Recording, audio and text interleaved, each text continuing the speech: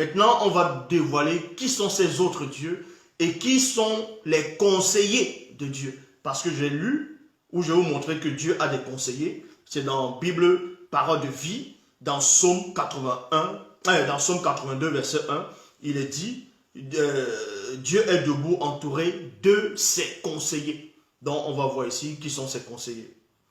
Les conseillers de Dieu, qui sont en même temps les autres dieux, on trouve ça dans 1 Roi, chapitre 22, au verset 19. 1 Roi 22, 19. Dans la Bible du Semeur, il est dit, mais Michée continua. Michée, c'était qui? C'était selon les Bibles actuelles classiques, c'était un puissant Mutopeda Mundi, donc un puissant prophète. Et ce Michée ici, il dit que lui, donc Michée, continua. 2 points. Eh bien, 8 points. Écoute ce que dit l'Éternel. Écoute ce que dit l'Éternel. L'Éternel, c'est Yahvé, c'est Adonai, c'est Elohim, c'est l'Éternel. Donc, Michée ici a pu voir Dieu, a pu voir Jéhovah. Elohim, l'Éternel, Yahvé, a vu ce Dieu-là, le Dieu d'Israël, que les Noirs vont tout le temps dire Dieu d'Israël, alors que là-bas ils sont racistes. Là-bas, ils n'invoquent pas les faux dieux. Ils sont là, ils se protègent avec les bombes, mais vous, là, vous vous protégez.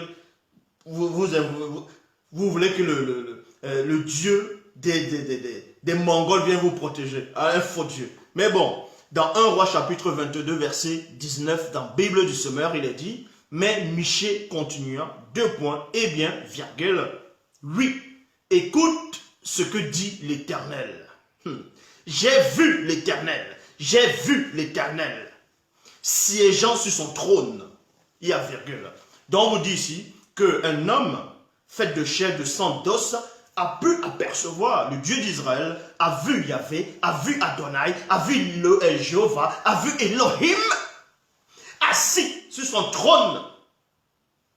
Il était assis sur son trône, tandis que toute l'armée des êtres célestes se tenait près de lui, à sa gauche et à sa droite. Il y a point. Ces êtres célestes, c'est qui? Ce sont des dieux. Ce sont des dieux. Et ce sont ses conseillers. On ne peut conseiller quelqu'un que quand il n'a pas la science, quand il n'a pas tout savoir. Quand il ne sait pas tout, c'est là où tu as un conseiller. Donc, dans 1 Roi 22, 19, on vous apprend que l'Éternel, dont Yahvé, est assis sur un trône. Tandis que toute l'armée des êtres célestes se tenait près de lui, à sa droite et à sa gauche. Bible, dans 1 Roi, chapitre 22, verset 20, Bible des peuples, il est dit, et Yahvé a dit, qui trompera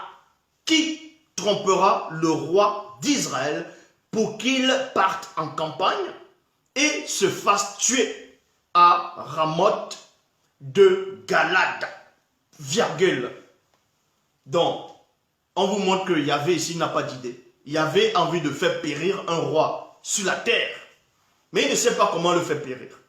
Il a envie de lui donner une idée que ce roi-là aille se faire tuer. Mais Yahvé ne sait pas comment faire. Sans cela, maintenant, il va requérir à son conseil, en gros, à ses égaux. Vous voyez?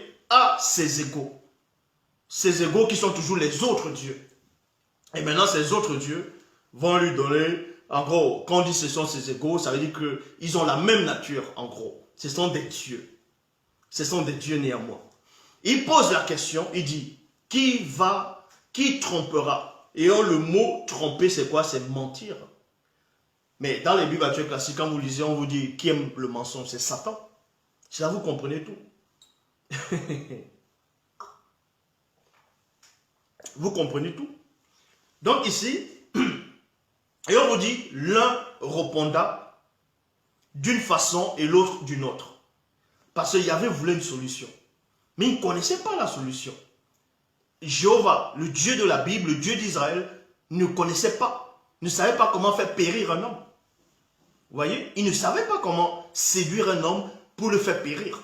Donc en cela, Il avait besoin du conseil de ses semblables, des autres dieux qui étaient autour de lui. Donc il dit, comment on va faire? Qui c'est qui va faire? Qui c'est qui va séduire ce roi? Qui va le tromper? Donc qui va le mentir? Déjà c'est un esprit de mensonge. Il approuve le mensonge parce que Satan, ce sont les serviteurs de Satan qui s'expriment. Il approuve ici le mensonge. C'est Satan lui-même. Donc, Bible de Jérusalem, on vous dit, Yahvé demanda, qui trompera Akab pour qu'il marche contre Ramoth de Galad et qui succombe? Point d'interrogation. Ils répondirent, celui-ci d'une manière et l'autre d'une autre. Et l'autre d'une autre.